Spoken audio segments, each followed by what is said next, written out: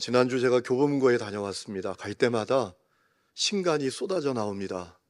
어떤 특별한 부스에는 그 책을 홍보하기 위해서 대대적으로 홍보를 합니다. 이런 사람 저런 사람이 추천했다, 이런 상 저런 상 받았다라고 홍보하면서 대대적으로 홍보합니다. 그런데 저는 압니다. 얼마 지나지 않아서 그 책이 제목도 기억되지 않을 만큼 사라지고 만다라는 사실을 저는 압니다. 여러분, 지금까지 한 번도 사라지지 않은 책 부스가 있습니다. 성경이 책을 파는 부스입니다. 성경을 파는 부스입니다. 여러분, 성경은 100만, 200만 베스트셀러와 비교할 수 없는 책입니다. 이사야 20장 8절에 그런 말씀이 있죠. 푸른 마르고 꽃은 시드나 하나님의 말씀은 영원히 서리라. 100만, 200만 베스트셀러는 사라져도 하나님의 말씀은 사라지지 않습니다. 하나님의 말씀은 영원히 있습니다. 여러분, 하나님의 말씀은 특별한 가치를 갖고 있습니다. 왜냐하면 우리에게 주신 하나님의 특별한 계시이기 때문입니다. 여러분, 우리가 하나님의 마음과 뜻을 가장 정확히 알 수 있는 방법은 이 성경입니다. 여러분, 한 책의 사람이 되시기를 축원합니다. 여러분, 이 성경이 얼마나 놀라운 책입니까? 그런데 이 성경 속에 특별히 놀라운 책이 한 권 있습니다. 신약 성경의 면류관이라고 부르는 에베소서입니다. 오늘 우리가 읽은 말씀이에요. 여러분, 에베소서는 크게 두 부분으로 나눌 수가 있습니다. 1장부터 3장까지의 내용과 4장부터 6장까지의 내용입니다. 1장부터 3장까지의 내용은 어떤 내용입니까?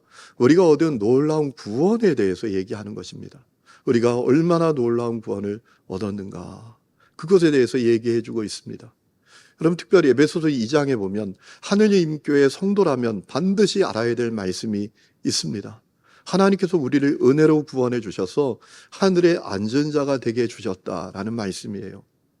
여러분, 에베소서 2장 4절부터 이런 말씀이 나오지 않습니까? 하나님은 자비가 넘치는 분이셔서 우리를 사랑하신 그 크신 사랑으로 말미암아 범죄로 죽은 우리를 그리스도와 함께 살려주셨습니다. 여러분은 은혜로 구원을 얻었습니다. 하나님께서 그리스도 예수 안에서 우리를 그분과 함께 살리시고 하늘에 함께 앉게 하셨습니다. 십자가 복음으로 우리를 구원해 주셔서 우리가 하늘 시민권을 갖고 하늘의 안전자가 되게 되었다라는 것입니다. 여러분, 얼마나 놀라운 은혜요, 얼마나 놀라운 축복입니까? 여러분, 하늘과 땅은 차원이 다릅니다. 세계가 다릅니다. 십자가 복음으로 구원받은 우리가 하늘 시민권을 갖고 하늘의 안전자가 되었다. 우리가 이 땅에 발을 딛고 살지만 하늘의 안전자가 되었다. 여러분, 얼마나 놀라운 구원입니까? 우리가 그 구원을 얻게 된 겁니다. 그리고 4장부터 6장까지 나온 내용은 어떤 내용입니까? 그렇게 놀라운 구원을 받은 성도의 삶에 대해서 가르쳐 줍니다. 그렇게 놀랍게 구원받은 성도는 어떤 삶을 살아야 되나, 그것을 가르쳐 준다라는 것이지요. 에베소 4장 말씀을 보면 의와 진리의 거룩함으로 지으심을 받은 새 사람을 입어야 한다라고 했습니다. 에베소 5장 말씀을 보면 전에는 어둠이었지만 지금은 빛이 되었으니 빛의 자녀처럼 행해야 된다라고 말했습니다. 그리고 가정에서도 하나님께서 기뻐하시는 남편, 하나님께서 기뻐하시는 아내, 그리고 자녀가 되어야 한다. 일터에서도 하나님 기뻐하시는 노예, 하나님 기뻐하시는 주인이 되어야 한다라고 말씀해 주셨어요. 그런데 우리가 주목해야 될 것은, 여러분, 이 에베소서 6장에 가서 구원받은 성도의 삶에 대해서 이야기하는 결론 부분에 이르러서 바울이 아주 중요한 이야기를 하고 있다는 겁니다. 영적 전쟁에 대해서 눈이 떠야 되고, 그렇기 때문에 영적인 완전 무장을 해야 한다라는 이야기를 하고 있는 거예요. 이거 우리가 놓치지 말아야 합니다. 자, 4장부터 6장까지의 내용은 구원받은 성도의 삶에 대한 내용입니다. 그런데 그 구원받은 성도의 삶에 대한 결론 부분에 이르러서 결론을 영적 전쟁에 대해서 눈이 열려야 된다. 그렇기 때문에 완전 무장을 해야 된다. 승리해야 된다라는 말씀으로 맺고 있다라는 겁니다. 여러분, 이거 대단히 중요합니다. 놓치지 말아야 합니다. 여러분, 우리가 가장 마지막에 하는 말이 중요한 말이잖아요. 결론이 뭐냐, 이게 중요하잖아요. 우리가 사람하고 이야기할 때도 참 서론이 길면 답답해하는 사람들이 많잖아요. 아니, 그래서 결론이 뭐야? 여러분, 바울이 구원받은 성도의 삶에 대해서 이야기하면서 결론을 영적 전쟁에 대해서 눈이 열려야 한다. 그리고 승리해야 한다. 라는 이야기로 결론을 맺고 있다라는 것이지요. 여러분, 에베소 6장 10절에 이렇게 말하지 않습니까? 끝으로 말합니다. 정말 중요한 이야기를 한다라는 얘기죠. 여러분은 주님 안에서 그분의 힘찬 능력으로 굳세게 되십시오. 악마의 관계에 맞설 수 있도록 하나님이 주시는 온몸을 덮는 갑옷을 입으십시오. 우리의 싸움은 인간을 적대자로 상대하는 것이 아니라 통치자들과 권세자들과 이 어두운 세계의 지배자들과 하늘에 있는 악의 영들을 상대로 하는 것입니다. 라고 했습니다. 여러분, 이런 생각을 해봅니다. 왜 바울이 구원받은 성도의 삶에 대해서 이야기하면서 영적 전쟁에 대해서 이야기했을까? 그리고 영적 전쟁을 위해서 완전 무장을 해야 한다, 승리해야 한다라고 이야기했을까? 아주 중요한 이유가 있습니다. 우리의 인생이 우리 눈에 보이는 육적인 세계로 말미암아 결정되는 것이 아니라 우리 눈에 보이지 않지만 분명히 존재하고 되어지는 영적인 세계를 통해서 결정된다라는 사실을 바울은 너무나 정확하게 알고 있었기 때문입니다. 여러분, 베드로전서 5장 8절에 보면 베드로도 우리에게 섬뜩한 경고를 하고 있지 않습니까? 뭐라고 경고했습니까? 베드로전서 5장 8절이 이렇게 말합니다. 정신을 차리고 깨어 있으십시오. 여러분의 원수 악마가 우는 사자같이 삼킬 자를 찾아 두루 다닙니다. 여러분, 정신이 번쩍 나지 않습니까? 안 나시나요? 여러분, 영적 눈이 열려있는 사람은 정신이 번쩍 날 얘기입니다. 여러분 생각해 보세요. 우리가 팬데믹 기간을 지날 때 코로나 바이러스를 가진 사람이 내 옆에 오기만 해도 얼마나 두렵습니까? 그런데 악한 원수 마귀가, 악마가 우는 사자처럼 삼킬 자를 찾아 두루 다닌다? 이건 엄청난 섬뜩한 경고입니다. 엄청난 이야기를 우리에게 하는 거예요. 그래서 이어서 뭐라고 말합니까? 믿음에 굳게 서서 악마를 맞서 싸우십시오. 여러분도 아는 대로 세상에 있는 여러분의 형제 자매들도 다 같은 고난을 겪고 있습니다. 여러분, 베드로가 아주 중요한 이야기를 우리에게 한 겁니다. 악한 원수 마귀가 두루다니며 삼킬 자를 찾고 있다.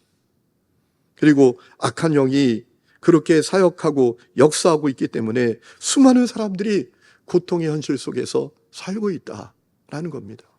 우리가 마주하는 죄, 비극, 악행의 배후에 악한 영의 역사가 있다라는 겁니다. 여러분, 이것이 잘 믿어지지 않으면 이렇게 생각해 보세요. 사람들은 다 행복한 삶을 살기를 원하지 않습니까? 지나가는 사람 붙들고 물어보세요. 행복하게 살기를 원하지 않냐고. 무슨 얘기냐고. 내가 원한다고 할 겁니다. 그런데 왜 그 삶이 그렇게 불행하고 어렵습니까?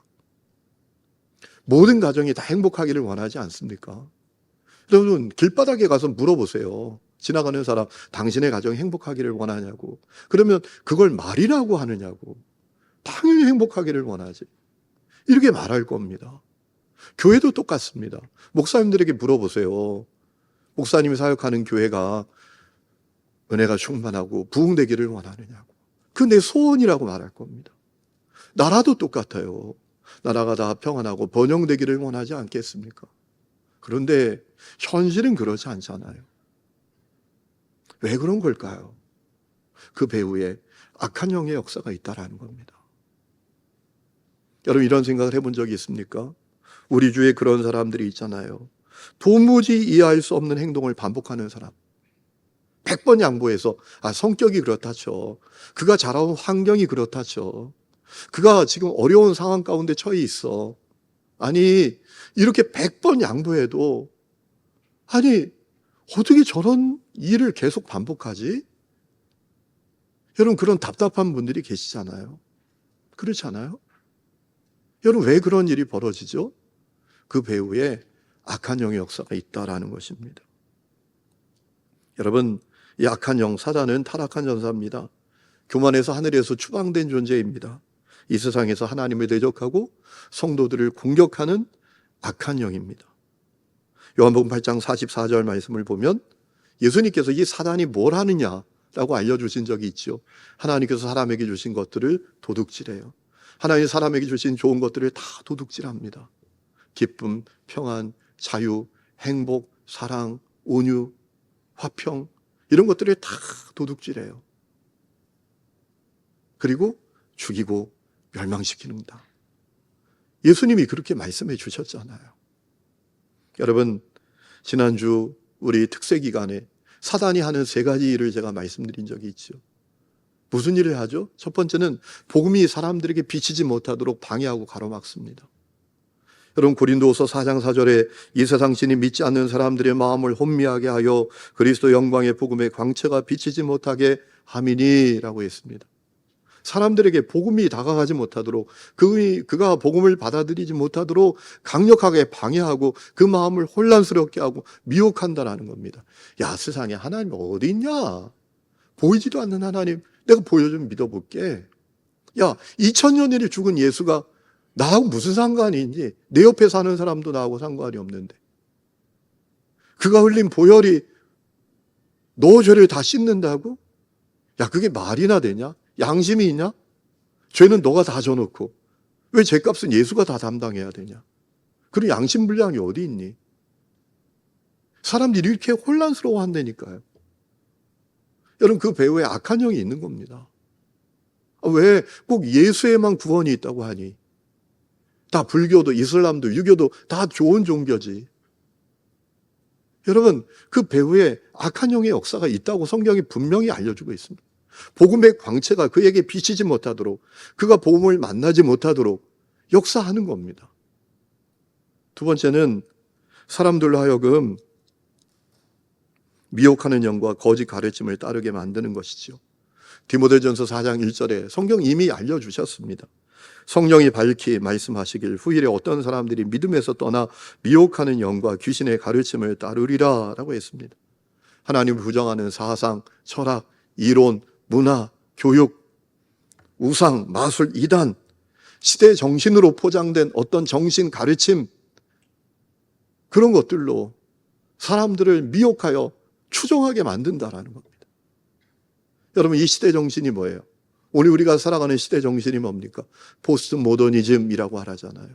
이 포스트 모더니즘의 핵심이 뭡니까? 절대 진리 같은 건 없는 거야. 절대 기준도 없는 거야. 다 맞는 거야. 다 진리야. 다 기준이야. 다양성을 인정해야지. 여러분, 이것이 우리 시대의 정신이에요. 그래서 거기서 종교다원주의가 나온 거고, 거기서 동성애도 나온 거고, 거기서 젠더 이론도 나온 거예요. 사회적 성. 성도 왜 남성과 여성만 있지? 다양한 성이 있지. 제3의 성이 있을 수 있는 거야. 이것이 어느 날 툭 튀어나온 게 아닙니다. 이 시대 정신에서 나온 거예요. 그리고 사람들이 그걸 따라가는 겁니다. 그리고 성경을 부정하는 거예요. 왜 남자와 여자만 있는 거야? 왜 연애를 남자와 여자만 해야 되는 거야? 왜 꼭 예수에만 구원이 있다고 하는 거야? 다 맞지, 다 진리지. 이것이 이 시대의 정신이에요. 그래서 사람들이 그걸 따라갑니다. 여러분, 그 배후에 악한 영의 역사가 있다라는 거예요. 그리고 세 번째는 사람들을 장악해 정상적인 삶을 살지 못하게 합니다. 이런저런 질병들, 이런저런 인생의 고통스러운 문제들, 또 각종 중독들, 또 아주 힘들고 고통스러운 사람과의 관계들, 자기 학대, 또 왜곡된 사회 질서, 잘못된 가치관, 이런 것들로 사람들을 꽁꽁 묶어서 사람들로 하여금 정상적인 삶을 살지 못하게 만드는 겁니다. 여러분, 언론을 통해서 들으셨지요? 어제 해운대에서 아파트에서 고등학교 아이 3명이 함께 뛰어내렸어요. 그래서 죽었어요. 여러분, 제가 얼마 전에 해운대 갔다 왔잖아요. 그리고 내가 해운대에 좀 살았거든요. 여러분, 해운대는 서울로 따지면 압구정이에요. 대치동입니다. 엄청난 부자들이 사는 동네입니다. 부산에 사는 사람들은 다 해운대 가서 살고 싶어 합니다. 여러분, 그런 집 아이들이 왜 뛰어내렸을까요? 그것도 3명이서. 충격적이지 않습니까? 여러분, 오늘 사람들을 사로잡고 있는 가치가 뭡니까? 성공지상주의. 수단 방법 가리지 않고 성공만 하면 돼. 친구도 동료도 다 밟고 나만 잘 되면 돼. 그렇게 사는 거 아닙니까? 그리고 그것을 조장하잖아요. 교육도, 학교도, 부모도. 그래서 아이들이 정상적인 삶을 못 산다니까요. 그 안에 고통과 고립과 패배의식과 절망과 한숨과 나는 왜 이 세상에 태어났는지, 나는 왜 이렇게 쟤보다 공부를 못하는지, 그래서 내 인생은 희망이 없는 것 같고, 그래서 막 뛰어내리는 거예요. 여러분, 악한 영, 그 배후에 있어요. 정상적인 삶을 살지 못하게 한다니까요. 교회 안에 있는 성도들도 똑같아요. 여러분, 성도의 정상적인 삶은 무엇입니까? 예수님 말씀하셨잖아요. 나를 믿는 자는 그 배에서 생수의 강이 흘러나오리라. 이게 정상인데 생수의 강이 흘러나오지 않고요, 꾸정물이 흘러나와요. 교회 다녀도 죽고 싶은 마음, 누구 원망하는 마음, 미워하는 마음, 시기하는 마음, 인생을 비관하는 마음, 세상에 나같이 불행한 사람이 없다고 생각하는 마음, 이 마음이 여기에 가득해요. 그 정상적인 삶이 아니잖아요. 누구든지 목마르거든 내게로 와서 마시라. 나를 믿는 자는 그 배에서 생수의 강이 흘러나오리라. 여러분, 그러므로 우리에게 눈에 보이지 않지만 분명히 존재하는 악한 영의 실체와 역사를 바라보는 눈이 열려야 합니다. 영적으로 깨어나야 합니다. 여러분, 그저 보이는 것만 믿고 살아가는 안타까운 인생이 되면 안 됩니다. 교회에서 악한 영에 대해서 얘기하고 마귀에서 사단에 대해서 귀신에 대해서 얘기하면 야, 교회에서 왜 좋은 얘기하지 저런 얘기하는 거냐? 이렇게 영적으로 무지한 사람이 되어서는 안 됩니다. 영적으로 깨어나야 돼요. 영적인 세계를 바라보고 영적으로 완전 무장을 해야 합니다. 여러분, 오늘 바울이 6장 14절부터 영적인 완전 무장을 해야 된다라고 말하면서 그 완전 무장의 목록을 이야기하지 않습니까? 진리의 띠를, 또 평안과 복음의 신, 의의 흉배, 믿음의 방패, 구원의 투구, 성령의 검, 하나님의 말씀을 가지라라고 했습니다. 그리고 이어서 아주 중요한 이야기를 하는데요, 영적 전쟁을 승리로 이끄는 아주 중요한 방법을 알려주었습니다. 여러분, 영적 전쟁을 승리로 이끄는 아주 중요한 방법은 뭐죠? 우리가 기도로 사는 사람이 되는 겁니다. 오늘 18절 우리가 읽은 말씀에 이렇게 말합니다. 모든 기도와 간구를 하되 항상 성령 안에서 기도하고 이를 위하여 깨어 구하기를 항상 힘쓰며 라고 했습니다. 자, 이 말씀을 이렇게 요약할 수 있죠. 모든 경우에 기도하고, 그리고 항상 성령 안에서 기도하고, 또 영적으로 깨어서 기도하라 라고 했습니다. 더 간단히 정리하면 모든 경우에 기도하고, 그리고 항상 기도하고 깨어서 기도하라라는 거예요. 그러니까 바울은 기도가 영적 전쟁을 승리로 이끄는 강력한 무기다, 강력한 도구다라는 사실을 확실히 알았던 것입니다. 여러분, 기억하셔야 합니다. 여러분이 기도하는 순간 여러분 앞에 놓인 싸움은 여러분의 싸움이 아니라 주님의 싸움이 됩니다. 여러분이 기도하는 순간 여러분에게 가진 힘은 여러분의 힘이 아니라 주님의 힘이, 주님의 능력이 되는 것입니다. 여러분, 우리 주님은 어떤 분이십니까? 그분은 창조주이십니다. 전능한 분이십니다. 하고자 하시는 일을 다 하시는 분이십니다. 마귀의 역사를 멸하시는 분이십니다. 여러분, 시편 46장 8절에 보면 하나님은 땅 끝에 있는 전쟁도 끝내게 하시고 원수의 활도 꺾고 창도 꺾고 수레를 불사르는 분이시다라고 했습니다. 그러니 기도하라고 한 것입니다.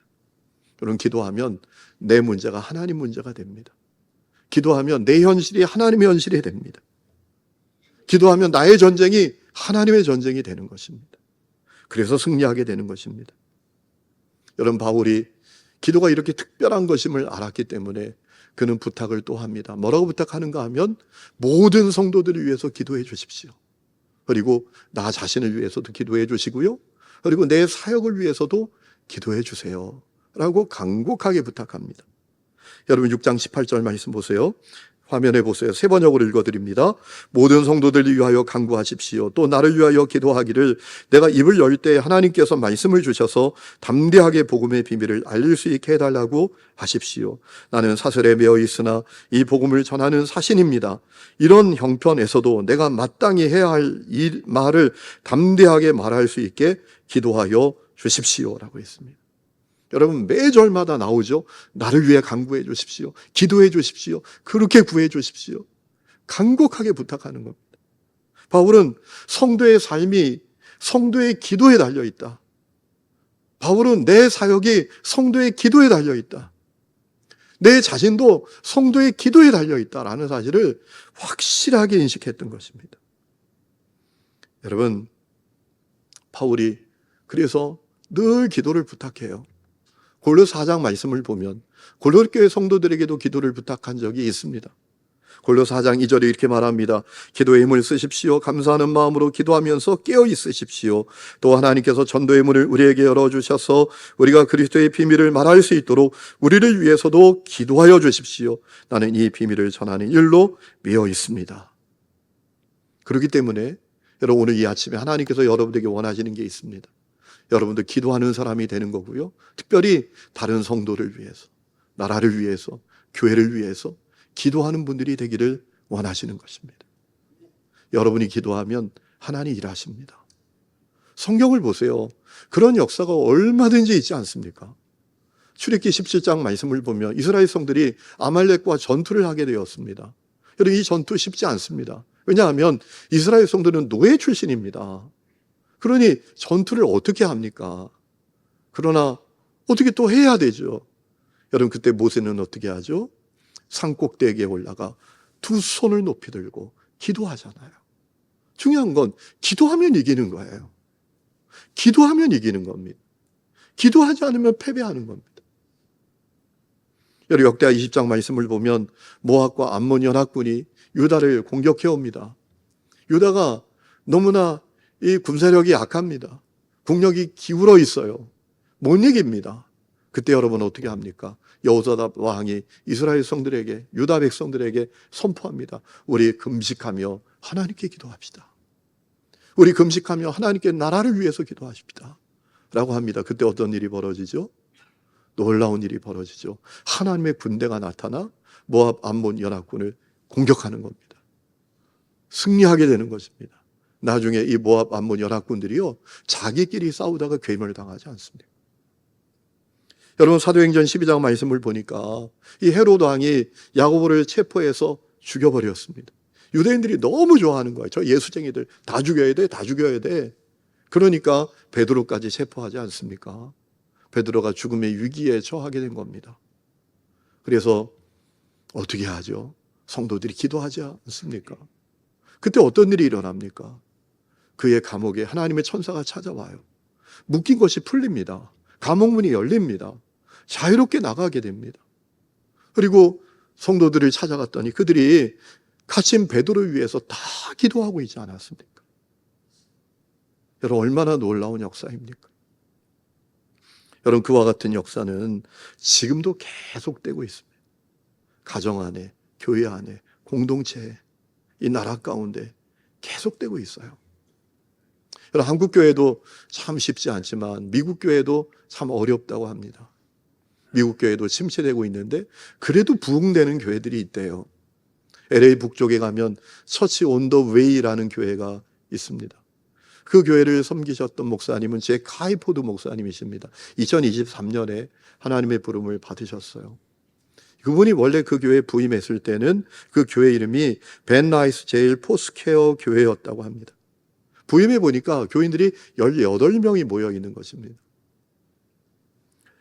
이 목사님이 교회에 부임한 지 얼마 안 돼서 어느 날 혼자 교회에서 예배당에서 기도를 하고 있는데 좀 이상합니다.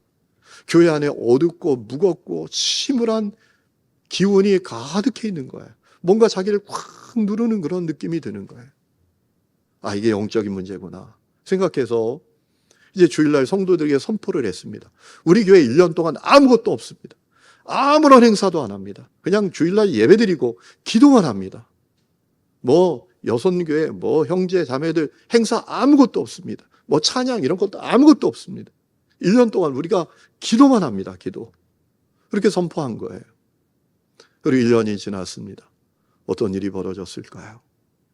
그 예배당을 사로잡고 있던 어둡고 무겁고 음산하고 침울한 그 기운이 다 사라졌습니다. 그리고 교회가 부흥되는데 1년 만에 170명이 예배드리는 교회가 되었고 지금은 매주 10,000명이 예배드리는 교회가 되었습니다. 여러분, 기도의 역사입니다. 우리 마가다락방 특세 토요일마다 우리 전문 사역자들을 모셔서 말씀을 듣지 않습니까? 우리 지난주에는 가정치유에 대한 말씀을 들었고 그 전주에는 내적 치유에 대한 말씀을 우리가 들었잖아요. 원래 이 내적 치유에 대한 말씀은 주서택이라는 목사님을 좀 모시려고 했어요. 우리나라에서 내적 치유 분야의 최고의 전문가이기 때문에 그분을 좀 모시려고 했는데 이분이 너무 바빠서 약속이 안 잡히는 거예요. 아쉬웠어요. 그런데 여러분, 그 주서택 목사님이 나누셨던 간증이 하나 있습니다. 자기가 아는 분에 대한 이야기였는데요. 이분이 외국에서 출산을 하게 됐습니다. 아기를. 그런데 문제는 아기를 출산하다가 자궁이 파열된 겁니다. 막 엄청난 피가 쏟아져 나오는 거예요. 응급수술을 받게 되었습니다. 죽음 직전에 이르게 된 거죠. 근데 이분이 수술을 받다가 아주 놀라운 경험을 하게 되었습니다. 자기 영혼이 자기 몸에서 쑥 빠져나오는 경험을 한 겁니다.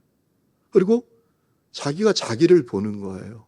수술 받고 있는 자기 자신을 보는 거예요. 온몸이 시퍼렇게 됐대요. 이제 다 죽어가고 있는 거예요. 그때 예수님의 십자가 보혈이 자기 입에 막 양동이를 물 붓는 것처럼 쫙 쏟아지더니 하늘에서 하얗게 생긴 공이 막 쏟아져 내리더래요. 자기 몸 위로. 그리고 놀라운 사실이 일어났는데 그 공이 피부에 닿을 때마다 시퍼렇게 죽었던 피부가 혈색이 돌고 살아나더라는 거예요. 그걸 자기가 보게 된 거예요. 그리고 문득 어떤 생각이 들었는가 하면 저 하얀 공이 성도들의 기도지라는 생각이 문득 들더래요. 그리고 깨어난 거예요. 기적 같은 회생이 있었던 것이죠. 실제로 그분이 그 응급수술을 받을 때 성도들이 모여서 다 기도한 겁니다. 하나님이 일하신 것이죠. 의사 선생님이 수술은 끝났지만 이분이 살지 죽을지 잘 모른다고 큰 희망 갖지 말라고 했는데 한 달 만에 건강회복이 되어서 퇴원을 하셨다라는 거예요. 여러분, 성도의 기도는 능력이 있습니다. 가장 복된 기도입니다. 그들 시작으로 만들고 절망을 희망으로 만드는 기도가 성도의 기도입니다. 여러분, 성도의 기도를 향한 주님의 놀라운 약속이 있지 않습니까? 우리 예수님께서 마태복음 18장 19절에 말씀하셨어요. 우리 다 같이 한번 화면을 보면서 읽어보실까요? 시작. 진실로, 다시 우리 다 같이 읽겠습니다. 시작. 진실로. 왜 안 나오지? 좀 띄워주세요. 네. 졸고 있나요? 우리 방송실 얼마나 피곤할까? 다시 띄워주셨나요? 안 띄워주시나요? 제가 읽어볼게요. 진실로 다시 너희에게 이르노니 너희 중에 두 사람이 땅에서 합심하여 무엇이든지 구하면 하늘에 계신 내 아버지께서 그들을 위하여 이루게 하시리라 라고 했습니다. 놀라운 약속 아닙니까? 문제는 그것을 깨닫고 기도하는 사람이 있냐라는 거예요. 물론 프로그램으로 기도하고 특세라니까 그냥 얼굴 보여야 되잖아. 그래서 나와서 기도하는 것이 아니라 정말 기도로 사는 사람이 있냐라는 거예요.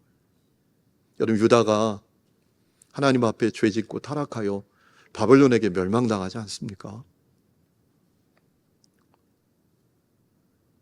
그리고 많은 사람이 포로로 끌려갔지요. 그때 에스겔 선지자도 포로로 끌려갔어요. 에스겔 선지자가 바벨론에서 포로로 살아갈 때 어느 날 하나님께서 에스겔 선지자에게 아주 중요한 사실을 알려주셨어요. 유다 왜 망했는지 아니?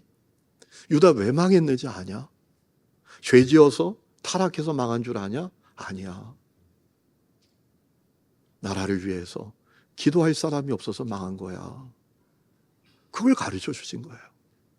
에스겔 22장 30절에 이렇게 하나님께서 에스겔 선지자에게 말씀하셨습니다. 나는 그들 가운데에서 한 사람이라도 이 땅을 지키려고 성벽을 쌓고 무너진 성벽의 틈에 서서 내가 이 땅을 멸망시키지 못하게 막는 사람이 있는가 찾아보았으나 나는 찾지 못하였다. 그래서 나는 그들에게 내 분노를 쏟아부었고 내 경노의 불길로 그들을 멸절시켰다. 나는 그들의 행실을 따라 그들의 머리 위에 갚아주었다. 나 주 하나님의 말이다. 아멘. 유다를 위해서 눈물로 통곡으로 기도하는 한 사람을 찾지 못했어.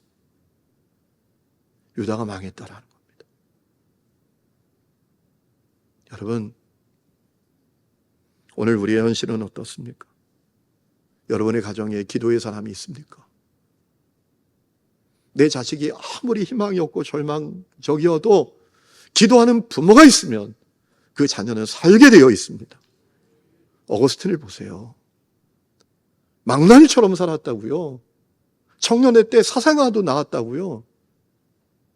그런데 그 어머니 모니카가 기도했어요.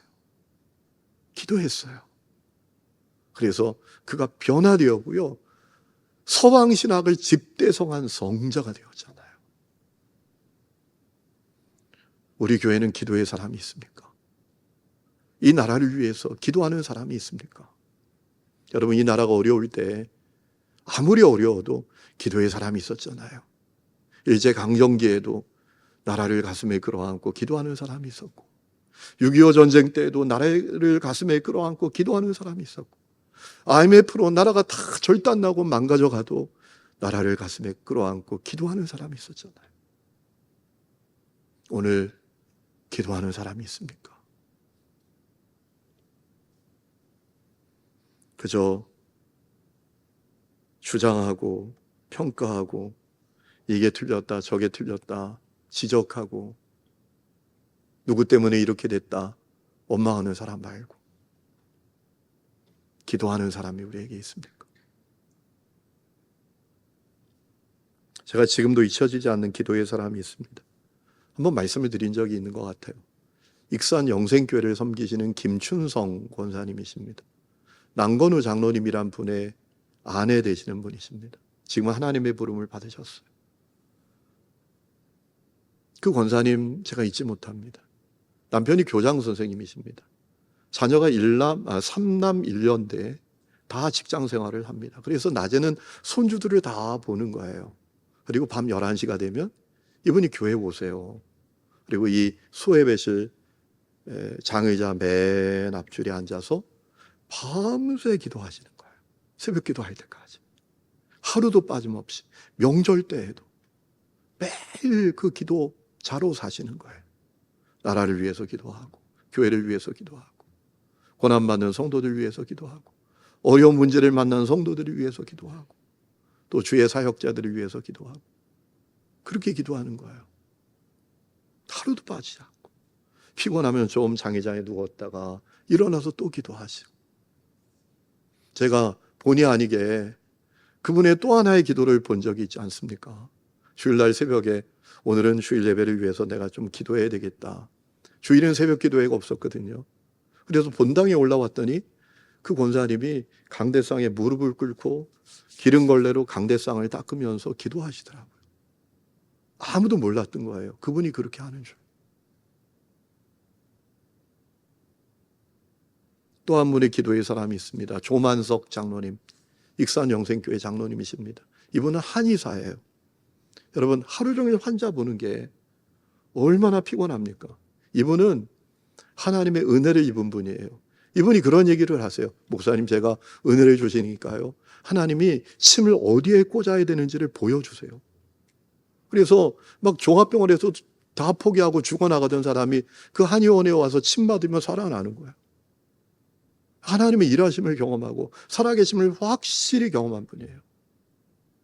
그분이 교회를 위해서 기도하는데 정기적으로 교회에 와서 철야기도 하세요. 장의자에 무릎 꿇고 옆으로 이렇게 무릎 꿇고 간절히 밤새 기도하신 그 모습을 제가 한두 번 본 게 아닙니다.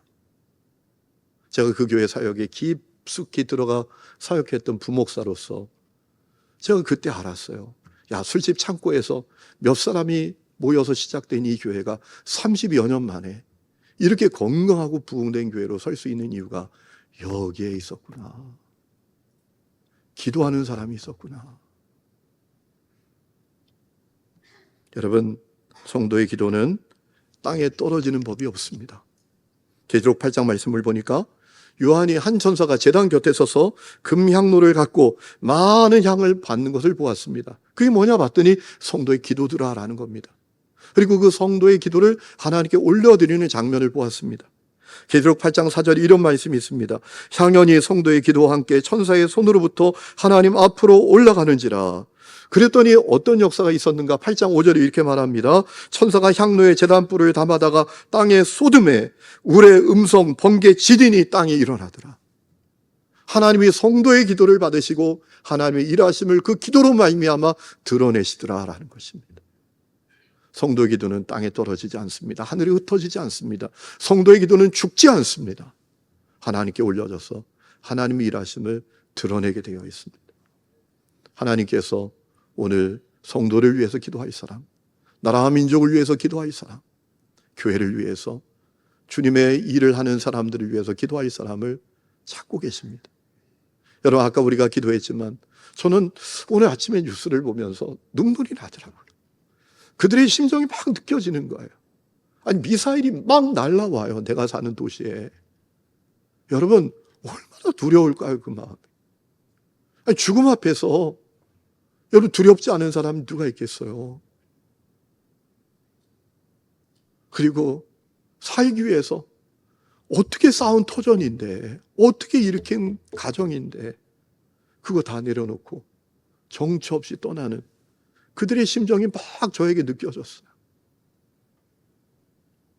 여러분, 그들을 위해서 기도할 사람 찾고 계세요. 기도하는 한 사람을 통해서 주님의 놀라운 역사를 일으키실 수 있기 때문에 기도할 한 사람을 찾고 계세요. 여러분들이 그와 같은 분들이 되시기를 주의 이름으로 축원합니다.